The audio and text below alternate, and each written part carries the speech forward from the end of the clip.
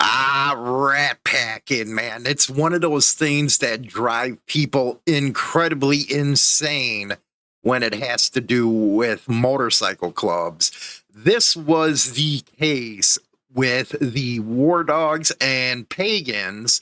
This incident actually led to I don't know what you would say, murder, assassination, a few days or few weeks later of a War Dogs member. But this happened when a bunch of War Dogs came into a bar and beat up a pagan. Well, it seems like that there's more coming out in this story as far as what went down. And one of the things that really confused me was the cops actually arrested the pagan who was the victim, it even says in the case, but they arrested him because he fired a handgun in the air and on the ground and at people like the War Dogs. For one, I'm like, man, if there's like 10 on 1, I'd be shooting at them, not at the ground or the air. But that is what it is. But it does drive people absolutely insane hearing the multiples on, 1 or 2, or when the odds are just so messed up. It does really make clubs look like freaking ridiculous that they can't fight one-on-one.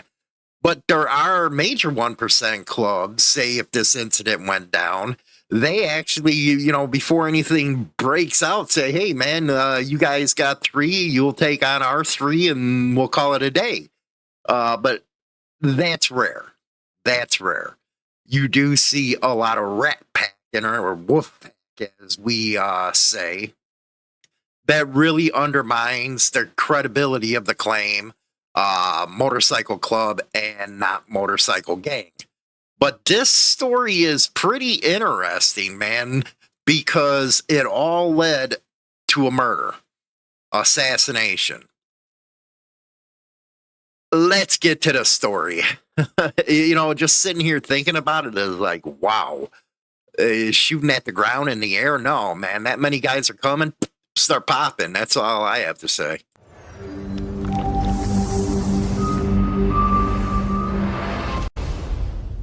So what we're going to do is look at this article because cops are starting to make a lot of arrests in this case. And then we'll give some thoughts on it. Cool? Rock on, baby. Let's get it going. This is out of the Observer Reporter. State police arrest several in connection to North Franklin bar fight. Now, it happened at the 40 Bar and Grill. This is where everything started between the War Dogs and the Pagans. State police arrested nearly a dozen men in connection to a fight involving gunfire at a bar in North Franklin Township earlier this year. And you're going to get a lot of people that say, okay, what if the War Dogs were only there to confront the guy and he took out a pistol and started shooting the air and shooting at the ground? Isn't that self-defense? It could get tricky here with them kind of questions. I guess the Washington County District Attorney, Jason Walsh, issued a press release announcing the arrest of 10 individuals. And then they go on to say, however, the release provided very little detail regarding the arrest. And this is a big story out there, so people are just yearning for a lot of information. The affidavits of probable cause laying out the specific allegations are under seal. They're under seal until a preliminary hearing tentatively scheduled for the 16th of December. However, the rest of the criminal complaints offer some insight into the case. My question is, why the hell are they sealed right now? What's going on? According to the criminal complaints, the charges stem from an incident that occurred shortly after 12:30 a.m. on August the 17th at 40 Bar and Grill. And as you can remember, because we covered the story, later on, some pagans gunned down a War Dog in the middle of the street, right in front of Wendy's, I think it was. The events, and this is what else really upsets people.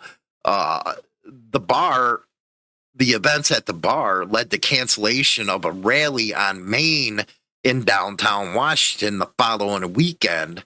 At the time, Washington Mayor Jojo Burgess said the incident involved two biker groups and that there were threats of retaliation. We don't know if that was true or not, but one thing that upsets a lot of independents or clubs that are not into all the hanky-panky kind of stuff is these incidents leads to them suffering because of what these other clubs are doing. You know, that happened all over the nation where, you know, rallies were canceled right after violence happened. And that pisses a lot of people off because it shouldn't, they shouldn't have to pay for that. And then they go into who was arrested and all that. We're not going to run through all that. But interestingly enough, the press release also identified another person as being arrested, but no docket was listed on online court records. Could that mean that something's going on behind the scenes? Somebody might be talking. I don't know. And that's allegedly, I don't know. Charges vary between the men. Now, 3 or 4 of them were charged with felony conspiracy to violate the corrupt organization's law and riot with intent to commit a felony. The rest face aggravated assault charges. Now, the victim was Palmer. He pointed a handgun at multiple people, fired the weapon into the air and the ground. Well, if you got that many people coming at you, man, you know what? Pull the gun and shoot to kill, if you know what I mean, because you got to defend yourself against that many numbers, man. Why are you sitting here shooting in the air and the ground? Screw the warning stuff. You're already in that position. Now, he is accused also of attempting to harm unknown, probably War Dog members in court documents. And they do also list him as the victim in other criminal complaints. I don't know if he's going to be forced to take the stand at them trials. And if he is forced, you know, the Fifth Amendment's a good thing, if you know what I mean. It goes on to say, yeah, the War Dogs is a motorcycle club. Now, Connor allegedly pointed a gun at Palmer, while Barnett allegedly struck him with a blunt object. So that's what I'm saying, man. You're in a position where they're pulling weapons and stuff, just start shooting. Charging documents accuse Gardner and Young of holding down Jordan Henderson and stealing his firearm. Henderson's address was not listed in the paperwork, and I guess right now they're all on $50,000 bond, and the rest of their bonds are $250,000. So there is going to be a preliminary hearing on the 16th of December where the affidavits will be unsealed. I don't know. Am I right or wrong here? If you see all kinds of people coming at you, you know, we had a thing in Chicago, 1-on-1 is fisticuffs, 2-on-1, the knives come out, and any more than that, man, it's time to target practice, if you know what I mean. I don't know the situation he was in, what he was thinking. I'm just, you know, throwing out some observations right now. A lot of people say clubs need to come together, blah, blah. Man, they've been saying that for decades. It ain't going to happen. Ain't going to happen. But you'll still see comments that people want it to happen. And I get it. Everybody wants to see that, especially when it comes to independents and clubs that ain't one percenters, because it seems like every time something like this happens, they're the ones that have to pay the price. Let me know what you guys think in the comment section, all that good stuff. Don't forget to buy the book, baby, and join the members only club. Over 200, or no, actually now it's over 350 videos just for freaking members. Content is only them.